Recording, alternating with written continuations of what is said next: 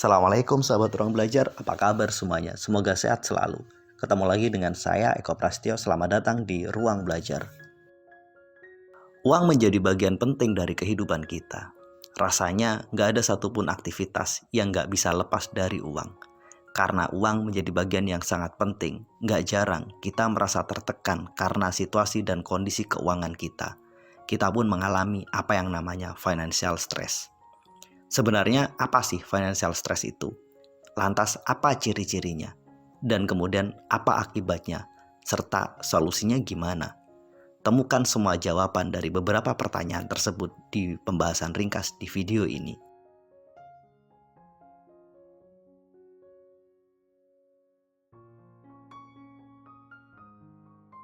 Financial stress merupakan sebuah tekanan secara emosional yang membuat kita merasa nggak nyaman, yang semua sumbernya adalah aspek keuangan.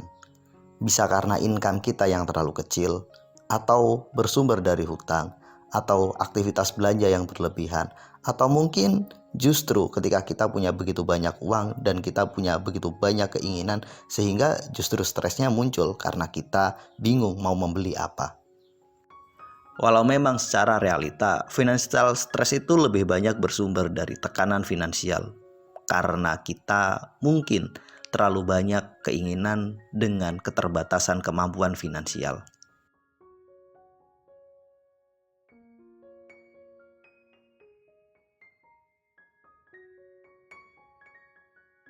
Mungkin kita bertanya, apa sih akibatnya dari financial stress itu? Akibatnya tentu saja ketidakstabilan kondisi emosional yang kemudian berdampak juga pada kesehatan kita secara fisik. Berapa banyak orang sih yang akhirnya jatuh sakit karena masalah keuangan?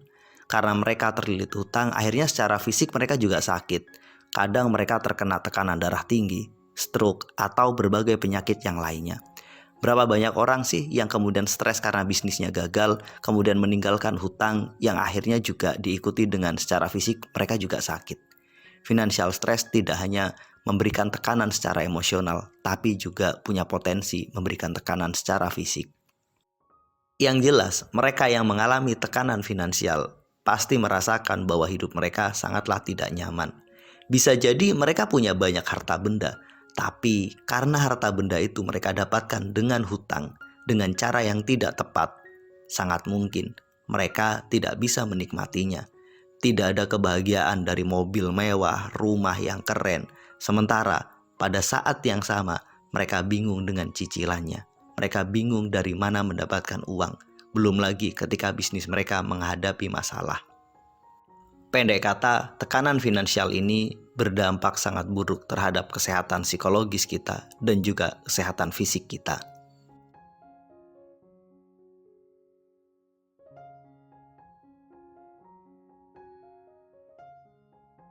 Ada beberapa ciri menarik yang dapat kita cermati. Jika kita mengalami beberapa kondisi ini, maka ini merupakan satu pertanda bahwa tekanan finansial sedang datang dan mengancam kita. Salah satu cirinya adalah kita tersenyum, bahagia, sangat tergantung pada tanggal. Saya sangat sering bertemu dengan beberapa orang pekerja yang mereka terlihat sangat lesu di akhir bulan, tapi kemudian sangat ceria dan bahagia di awal bulan. Kita bisa memastikan apakah mereka punya uang atau tidak dari senyum yang mereka pancarkan. Ketika mereka baru gajian, mereka sangat sumringah, sangat semangat, sangat ceria. Tapi menjelang akhir bulan, mereka merasa sedih, merasa muram, stres. Kadang pertanyaan konyol muncul. Ini tanggal berapa ya? Gajian kapan ya? Kok lama banget ya? Jika kamu pernah mengalami itu, bahwa senyum kita diatur oleh tanggal gajian, ini mungkin satu pertanda bahwa kita semua sedang mengalami tekanan finansial. Ciri kedua bahwa kamu sedang mengalami tekanan finansial adalah kamu selalu merasa kurang ketika menerima uang dan selalu mengeluh ketika mengeluarkan uang.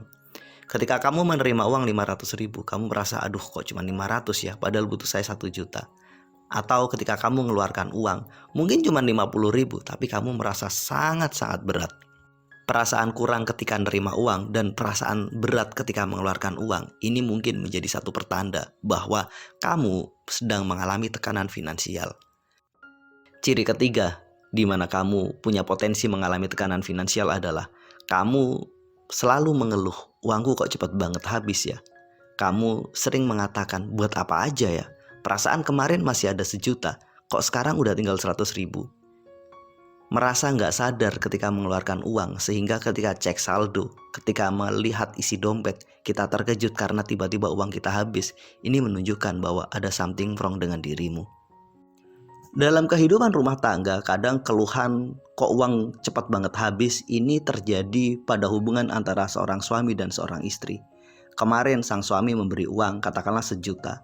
Kemudian ketika sang istri minta uang lagi karena uangnya habis untuk memenuhi kebutuhan rumah tangga, tanpa disadari kadang sang suami mengatakan, kamu kok boros banget sih? Kok cepat banget uangnya habis? Perasaan kemarin baru aku kasih. Bisa jadi sang suami lupa bahwa uang 1 juta itu dikasih 3 minggu yang lalu, bahkan sebulan yang lalu.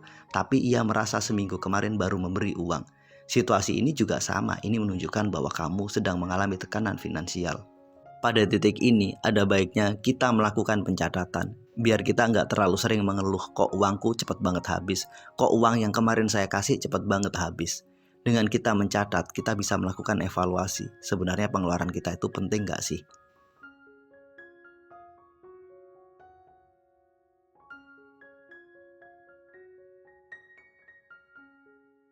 Lantas gimana cara kita agar bisa membebaskan diri dari tekanan finansial yang tidak menyenangkan ini? Ada 3 hal yang dapat teman-teman lakukan. Pertama, lakukan perencanaan keuangan dengan sangat baik. Tanpa perencanaan keuangan, kita sangat mungkin mengambil keputusan dengan tidak tepat. Sangat mungkin kita melakukan pengeluaran yang nggak sesuai dengan rencana. Di titik inilah sumber masalah tekanan finansial itu bermula. Yang kedua, perbaiki sisi emosional kita. Kita tahu bahwa pengelolaan keuangan ini kadang menguras emosi. Ketidakmampuan kita dalam menguasai emosi membuat kita salah dalam mengambil keputusan. Kita terjebak pada keinginan yang berlebihan. Kita terjebak pada emosi sesaat. Stres itu membuat uang kita lebih banyak keluar. Pengambilan keputusan yang didasarkan dengan aspek emosional punya kecenderungan banyak melakukan kesalahan. Di titik ini, belajarlah melakukan pengendalian emosi. Belajar mengambil keputusan finansial secara rasional, tidak secara emosional. Langkah berikutnya agar kita bisa menghindarkan diri dari stres finansial adalah perbaiki keyakinan kita tentang uang. Salah satu penyebab kenapa kita tertekan dan stres karena kita punya keyakinan negatif tentang uang. Kita harus memiliki keyakinan yang positif bahwa kita itu adalah orang yang beruntung, orang yang penuh dengan keberkahan. Uang itu mudah datang pada kita. Begitu seterusnya, bangun keyakinan-keyakinan positif lainnya pada diri kita. Satu hal lagi nih yang ingin saya sampaikan, buat teman-teman yang mungkin merasa kesulitan dalam menyusun perencanaan keuangan karena keterbatasan pengetahuan tentang bagaimana cara menyusun rencana keuangan, atau buat sahabat yang merasa sulit banget mengendalikan aspek emosional sehingga cenderung salah dalam mengambil keputusan dan terjebak pada keputusan emosional dalam mengelola uang.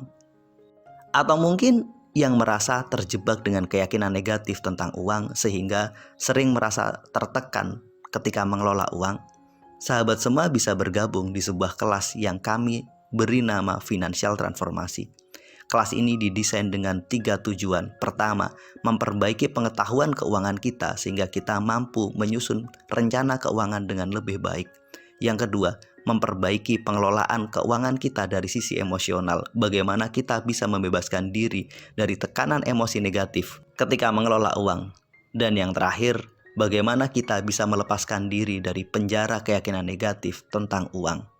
Ketiga hal itu menjadi salah satu pondasi dasar penting untuk memperbaiki finansial kita.